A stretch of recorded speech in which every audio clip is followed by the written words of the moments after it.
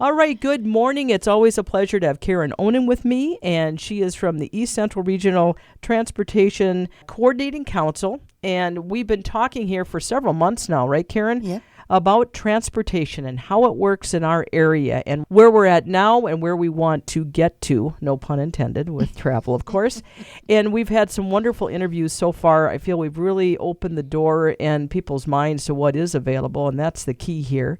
And this morning, Karen, why don't you introduce our guest? Well, this morning we have Ken Bueller, the chair of the NLX Technical Advisory Committee. Now, for those of you who might not know when we say NLX, this is the Northern Lights Express train. And I just want to say hello to Ken and welcome to the show. And would you tell us a little bit about yourself and what would you like people to be learning about this morning? Well, first of all, Karen and Robin, thank you very much for having us on to talk about the Northern Lights Express project. This is a train, intercity, that connects Duluth to Minneapolis with stops in Superior, Wisconsin, Hinckley, Cambridge, and a place called Northtown down near the Twin Cities. Mm-hmm. It is a regularly scheduled train that is in the future, and when it occurs, it will change everything. So where is it running now? Well, in our minds. Oh. This is a project that began almost 20 years ago now with a dream from then Congressman James Oberstar. Now, of course, there used to be regular rail passenger service between the Twin Cities and the Twin Ports of Duluth Superior. There were the Badger and the Gopher were two trains run by the Great Northern Railway, one in the morning, one in the afternoon. And then Amtrak actually served that route, and the route goes on existing Burlington Northern Santa Fe tracks from Duluth to Superior to Hinckley to Cambridge to Northtown and downtown Minneapolis, and then St. Paul back in the day. Now, that Amtrak train was called the North Star, and it ran from 1975 until about 1985. In 1985, on Easter Sunday, was the last run of that train, and that was the end of passenger service along these existing Burlington Northern Santa Fe line tracks. Now, our job is to return that service so that people can take a train from the Twin Ports to the Twin Cities with stops along the way in Hinckley and Cambridge and also in downtown Northtown and avail themselves of what is a transportation system that works perfectly around the world, moving thousands and millions of people every single day. And we want that service back here with at least 4 trains a day connecting the Twin Ports to the Twin Cities. What caused this to stop? Amtrak was running the train. It was very popular. In fact, ridership was increasing every single year that the service was provided. Unfortunately, some of the cost had to be absorbed by the state of Minnesota. And Representative Willard Munger, who holds the honor of being the longest-serving state representative in Minnesota history, unfortunately was ill and later passed away during 1985, and he was unable to secure, because of his health, the funding necessary to keep the train going. So without Minnesota's support, Amtrak pulled the train from their route, and that ended that service on Easter Sunday. But let's think about this for a moment. Think about 1985 and think about today, and why a train in 1985 might have struggled and not been able to get state support. Because, well, if you live in Mankato, what do you care about a train that goes between the Twin Cities and the Twin Ports? But let's think about 1985. In 1985, gas was 87 cents a gallon. Mm-hmm. Anybody want that back? Okay, not going to happen. In 1985, there was not the Grand Casino in Hinckley. Now, our economic models and our transportation studies show that that casino in Hinckley operates as if it's a city of 1 million people. There's that many comings and goings. So a stop in Hinckley would make this an incredible success just on the commuters using the train to get to and from Grand Casino. That didn't exist in 1985. Mm-hmm. And there were 2 things that people weren't even thinking of in 1985 that have changed our lives forever and make this train possible. Those 2 things are the cell phone and the laptop computer. 2 things that didn't exist in 1985, 2 things that you shouldn't do while you're driving today. You're not supposed to be on the phone, and you certainly can't run your computer. But if you're in a train and somebody else is driving, well, there's your phone, there's your laptop computer. The 2-hour and 20-minute trip from Duluth down to the Twin Cities instead of being wasted windshield time, now becomes productive time. And Ken, so where are you kind of at this point with everything? Because you said right now it's kind of a dream. Where are you at and where are you going? Well, we've done quite a bit of work. You know, trains are very popular around the world. They're very popular in this country as well. And the growth in that passenger rail has been incredible. Amtrak increases ridership every single year.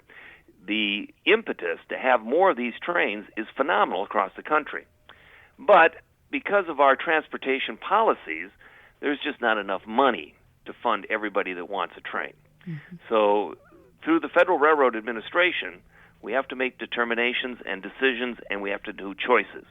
And to get to the point where they can fund these expanded rail services, there's a funding formula that you have to go through and steps that you have to complete.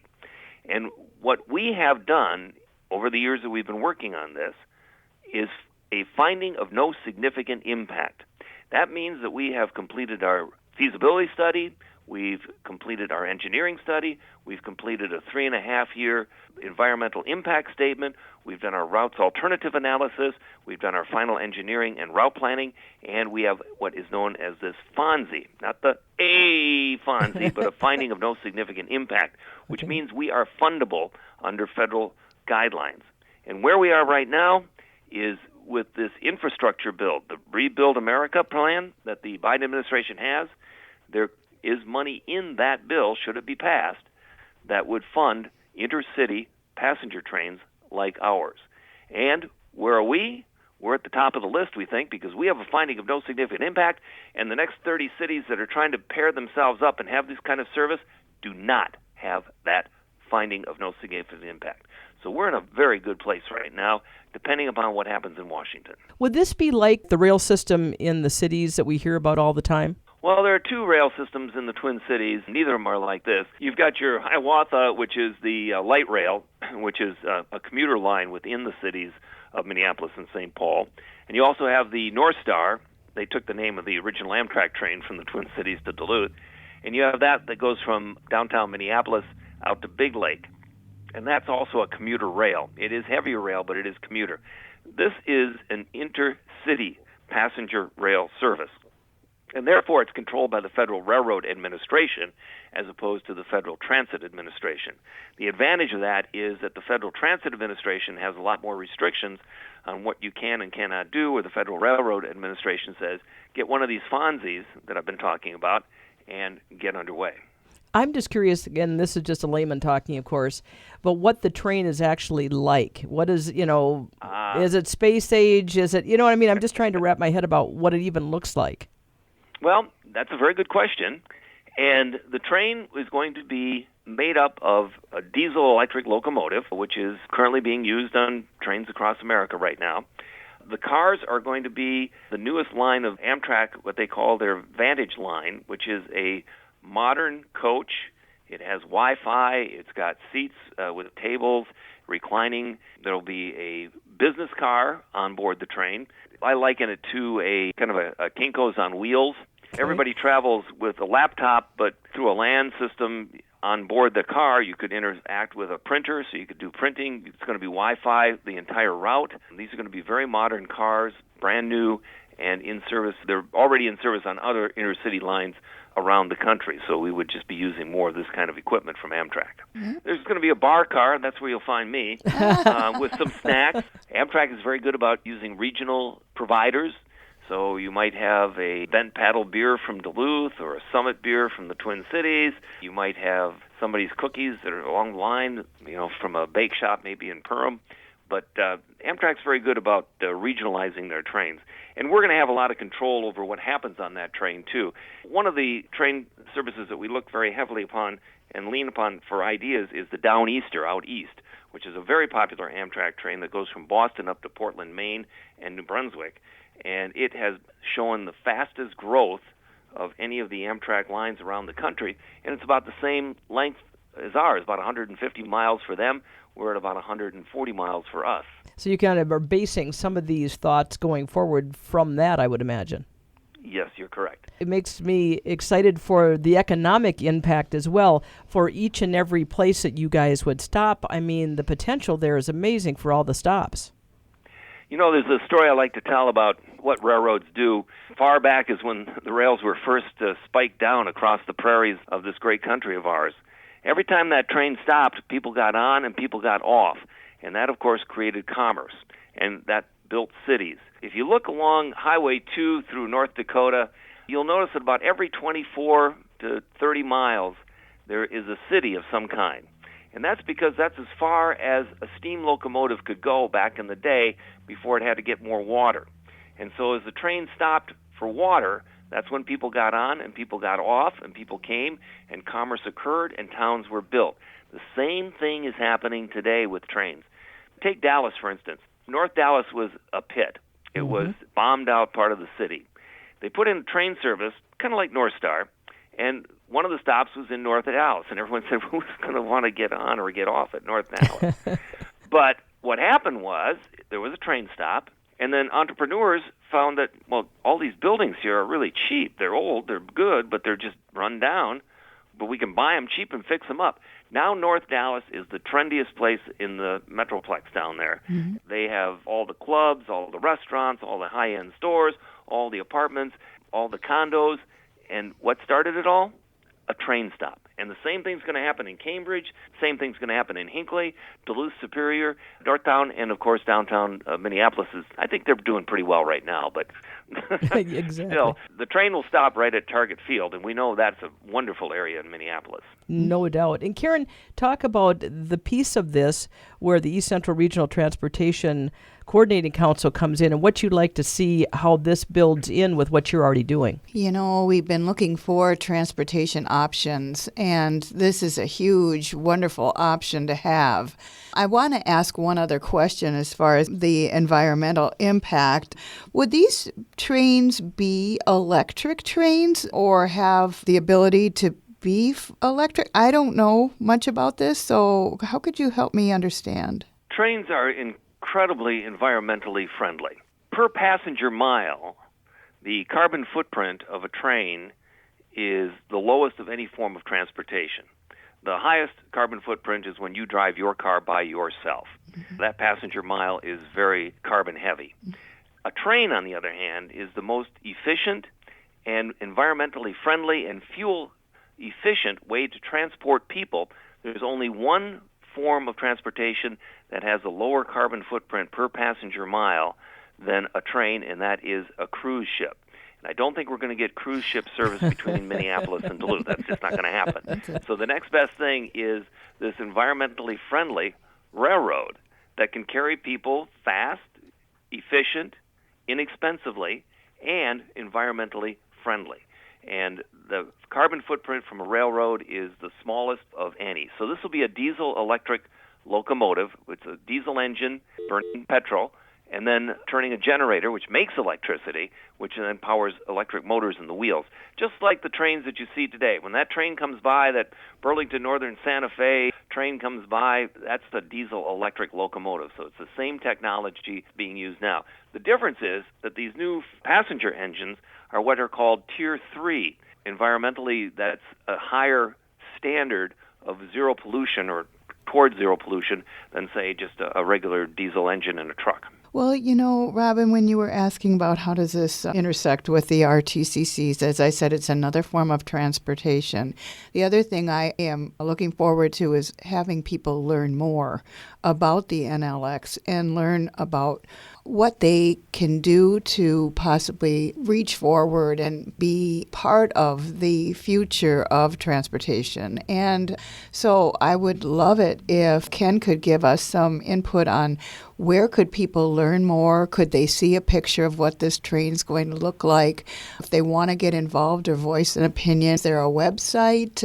Yes, of course. We do have a website. Just Google Northern Lights Express. It'll take you to it. We also have a Facebook page. You can like us on Facebook and get updates that way. There's a bunch of information on the website, including minutes from our meetings, and other things that we've done. Complete FONSI is there, the finding of no significant impact, if you really want to dig down into it. The best thing people can do, and we've been working on this a long time, and if it were easy, everybody would do it. Mm-hmm. And we don't have enough money for everybody to do it. At least that's the decisions we've made. We have enough money. That's not the issue. It's just how, as a country, we've decided to spend it. The answer is that if you want to get involved and you want to do something, the next time you see your elected officials, whether it be a Pine County commissioner, whether it be your mayor, whether it be your representative in Congress or in the State House in St. Paul, when you see these people, you tell them that you want the Northern Lights Express project to run between the Twin Ports and the Twin Cities with stops in Mora and Cambridge along the way, and Duluth Superior. You want this. What I find when I talk to people is very few go, well, this is a crazy idea. Most people say, how come we don't already have this? We should have this.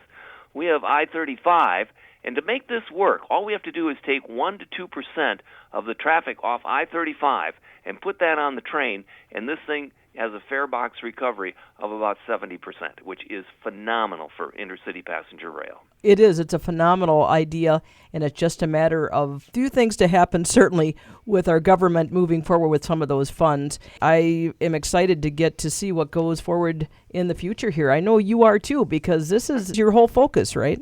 Well, I do have another full-time job. This is just a public service of everybody that works on this project has been donating their time.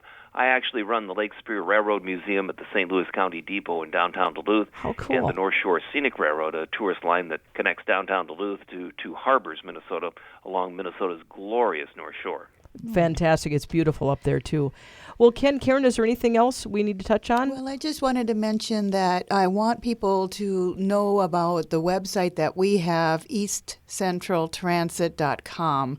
And on that site, I will have links to the NLX site and their Facebook page for you to learn more about it and ask any questions that you might have. And I'm just so pleased to have you on, Ken, and I'm hoping folks' eyes will be opened, and I'm so excited about the prospect. I love trains. It is the history of our country, and it makes so much sense. So thank you again for coming on and teaching us this information. Well, thank you very much, Karen and Robin, for having us, for talking about the Northern Lights Express project.